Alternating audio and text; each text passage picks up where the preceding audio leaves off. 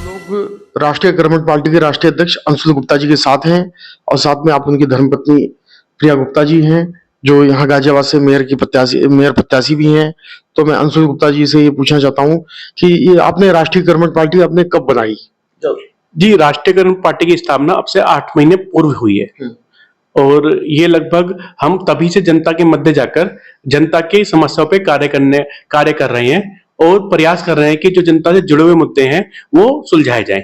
अच्छा, जैसे 8 महीने पहले आपकी पार्टी बनी और मैं देख रहा हूँ कि आपको का 2 दलों के साथ समझौता भी हो गया। आपके पास इस समय 9-10 पार्षद आपके खुद के हैं और 10-12 पार्षद आपकी दूसरी पार्टी की जो सुभाष पार्टी उनके भी हैं। तो इतनी सफलता की उम्मीद आपको थी क्या? जी, जैसे हमें जनता का रिस्पॉन्स मिला, जब हम जनता के क्षेत्रों में गए तो हमें बहुत जबरदस्त रिस्पॉन्स मिला, क्योंकि वो अपने वर्तमान पार्षदों से बहुत ज्यादा असंतुष्ट थे। इवन वो अपने जो मेयर साहिबा थी, उनसे भी बहुत ज्यादा असंतुष्ट दिखे। सभी का एक ही बात कहनी थी सभी को कि यहाँ क्षेत्र में कोई नहीं आता, ना ही हमारी समस्या कोई सुनता है। आप आए हो, हमें बहुत अच्छा लगा। तो जनता के रेस्पॉन्स को देखकर हमें लगता है कि संख्या बहुत कम है और मुझे लगता है कि आने वाले 2-3 दिनों में शायद हमारी संख्या में अच्छा खासा इजाफा होगा। अच्छा, जैसे क्या बोलते हैं, हम जहाँ पे हैं यहाँ पे लोकल पार्षद भी बीजेपी का है, नगर मेयर भी बीजेपी का है, विधायक भी बीजेपी का है, लोकसभा मेंबर भी बीजेपी का है, मुख्यमंत्री भी बीजेपी के हैं और प्रधानमंत्री भी बीजेपी के हैं।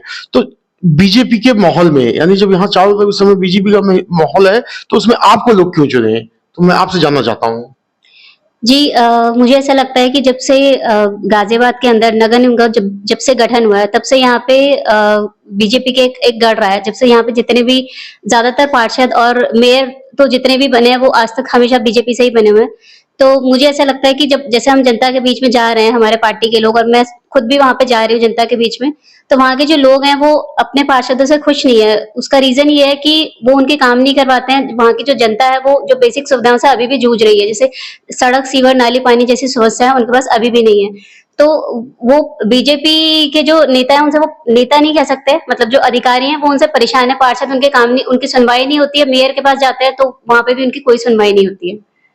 इसलिए वो एक विकल्प ढूंढ रहे हैं अपने लिए। तो मुझे ऐसा लगता है कि मेरे रूप में उनको एक विकल्प मिलेगा, इसलिए जनता उत्साहित है। बहुत अच्छा उनका रिस्पॉन्स हमें मिल रहा है।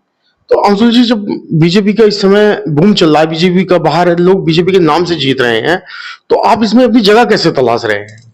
जी, आपने बहुत अच्छा प्रश्न किया है।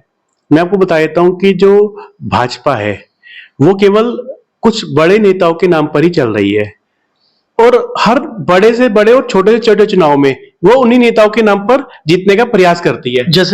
जैसे कि अगर एग्जाम्पल दें, अभी नगर निकाय के चुनाव आ रहे हैं, वो ये नहीं कहेंगे हमने क्या विकास कराया है, वो ये कहेंगे हमारे देखो इतने बड़े बड़े नेता हैं, उनके नाम पर हमें वोट दे दो। भाई, जब उनके चुनाव आएंगे तो उनके नाम पे वोट ले लेना। ये तो छोटे चुनाव है। यहाँ पर आप ये बताओ कि आपने गाजियाबाद की कौन सी समस्या को सुलझाया है। आप उस मुद्दों पर चुनाव लड़ो, आप विकास के मुद्दे पर चुनाव लड़ो। आप बड़े नेताओं के मुद्दों पर कब तक चुनाव लड़ोगे? अपने जो भ्रष्टाचार है वो बड़े नेताओं की वजह से कब तक छुपाओगे? बड़े नेता अपना कार्य ईमानदारी से कर रहे हैं, ऐसा मुझे लगता है, परंतु छोटे स्तर पर इतना भयंकर भ्रष्टाचार है जिससे पूरे गाजियाबाद में त्राही त्राही मच उठी थी। और मैं समझता हूं कि गाजियाबाद की जनता इस बात को समझती है कि ये कोई प्रदेश के या देश की सत्ता परिवर्तन के चुनाव नहीं है, ये मात्र उनकी स्थानीय समस्याओं के समाधान के चुनाव है। और स्थानीय समस्या का समाधान तभी होगा जब वो अपने मध्य के व्यक्ति को चुनकर भेजेंगे।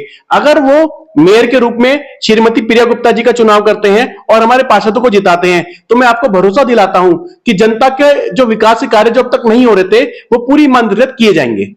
अच्छा, जैसे आपने क्षेत्र में घूमी होंगी, लगातार आप जा रही हैं, पहले भी आप गई, तो गाजियाबाद में ऐसी कौन सी समस्या है जो सबसे ज्यादा आपको दिखाई देती है? सबसे ज्यादा यहाँ पे सीवर की समस्या है और गंदगी की समस्या है। आप अगर देखेंगे जो लाइन पार्क का क्षेत्र है वहां पे पूरे में गंदगी का पूरा साम्राज्य है, जगह जगह आपको गंदगी मिलेगी।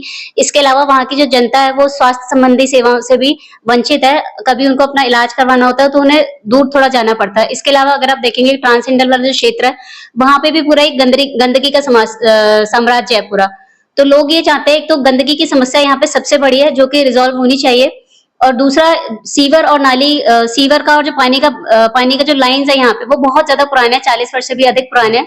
तो जनता के पास जब पानी जाता है उन दोनों का बहुत ही ज्यादा जर्जर हालत में है। उसकी वजह से जनता के घरों में जो पानी जा रहा है वो दोनों का मिक्स होकर जा रहा है, उनको साफ पानी पीने का नहीं मिल रहा है। कई बार हमारे घर में भी ऐसा हुआ कि पानी में कई बार बहुत ज्यादा स्मेल आ रही होती है। तो ये चीज तो हमने खुद भी ऑब्जर्व किया अपने घर में भी खुद। तो मैं समझती हूँ पानी और सीवर की जो समस्या है वो बहुत ही विकट है यहाँ पे, जिसका समाधान होना ही चाहिए। अच्छा गुप्ता जी, आखिरी सवाल मैं आपसे पूछूंगा कि जैसे आपने नारा दिया है कि चुनाव के साथ भी और चुनाव के बाद भी, यानी आप जो है जो जनता के मुद्दों के लिए संघर्ष चुनाव से के पहले भी कर रहे हैं, चुनाव में भी कर रहे हैं, चुनाव के बाद भी करेंगे, तो ये है कि चुनाव के साथ भी चुनाव के बाद भी, तो जी। क्या चुनाव के बाद आपका संघर्ष जो रहेगा वो किस चीज के लिए रहेगा?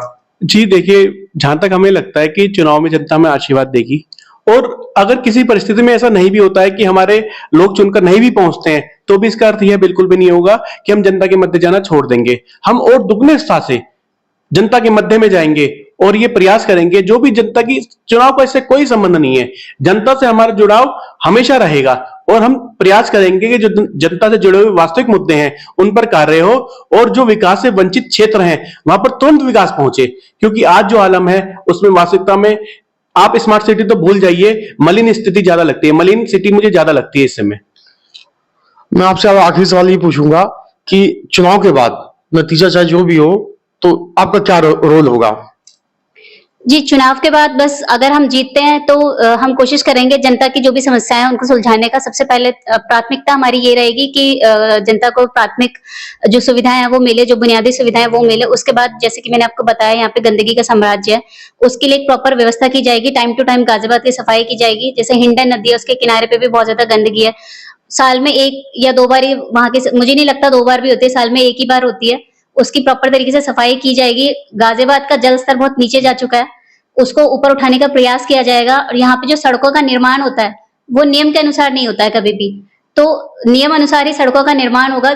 अभी क्या हो रहा है कि सड़कों का जो स्तर है वो ऊंचा और घरों का स्तर नीचे, जिसकी वजह से जब बारिश आती है तो उनके घरों में पानी घुस जाता है। उस चीज को एक देखा जाए कि सड़कों का निर्माण जो है वो सही से होना संदेश देना चाहिए। चाहती है अपनी तरफ से? जी बिल्कुल, एक संदेश मैं जनता को देना चाहती हूँ। हमारे जो ये जो चुनाव हो रहे हैं, जनता को इसके बारे में ज्यादा पता नहीं होता है। तो मेरा ये कहना है कि ये जो चुनाव हो रहे हैं ये हमारे नगर निकाय के चुनाव है, जिसका मतलब ये बिल्कुल भी नहीं है कि हम देश की सत्ता में परिवर्तन चाहते हैं या फिर प्रदेश की सत्ता में हम परिवर्तन चाहते हैं। ये जनता के नगर निकाय के चुनाव है, जिसका मतलब ये होता है कि इस चुनाव के द्वारा वो अपने मेयर को चुनेंगे और वो अपने पार्षदों को चुनेंगे। मेयर वो व्यक्ति होता है जो शहर के लिए जिम्मेदार होता है, शहर के विकास के लिए जिम्मेदार होता है, और पार्षद वो व्यक्ति होता है जो उनके क्षेत्रीय विकास के लिए जिम्मेदार होता है। तो मेरी ये अपील है जनता से कि वो अपने लिए सही कैंडिडेट को चुने, वो पार्टी के नाम पे ना जाए, क्योंकि बीजेपी का जो नाम है वो बहुत ज्यादा मिसयूज हो रहा है। मोदी जी का और योगी जी का जो नाम है वो बहुत ज्यादा मिसयूज हो रहा है। वो लोग तो अपना काम जैसे कर रहे हैं वैसे कर ही रहे हैं, पर निचले स्तर के जो अधिकारी हैं वो उनके नाम का मिसयूज करके पूरी तरह से भ्रष्टाचार में लिप्त होकर के जो भी धनराशि उनको आवंटित होती है वो सब उसको अपने में ही, अपने विकास के अंदर ही लगा लेते हैं। तो मेरा जनता से ये हाथ जोड़ के आग्रह है कि अपने लिए बहुत अच्छे से सोच समझ के एक सही कैंडिडेट को चुने, एक ऐसे कैंडिडेट को चुने जो कि उनके ही बीच का है और जिसको वो समझते हैं कि वो उनके लिए वाकई में विकास करवाएगा, उनके क्षेत्र का विकास करवाएगा, उनके शहर का विकास करवाएगा और वाकई में वो गाजियाबाद को एक स्मार्ट सिटी बना पाएगा। ये है अंशुल गुप्ता और प्रिया गुप्ता, जिन्होंने जनता से अपील किया है। अब ये जनता के दरबार में है, इनकी अपील जनता कितनी सुनती है ये हमें 13 तारीख जो है, जो समय आ रहा है वो बताएगा। बाकी ये लोग जो है, इनका जो संकल्प है वो ये है कि चुनाव के समय भी ये जनता के साथ है, चुनाव के बाद भी जनता के साथ है और हमेशा ये जनता के साथ रहेंगे। कृपया आप चैनल को सब्सक्राइब कर वीडियो को लाइक जरूर करें।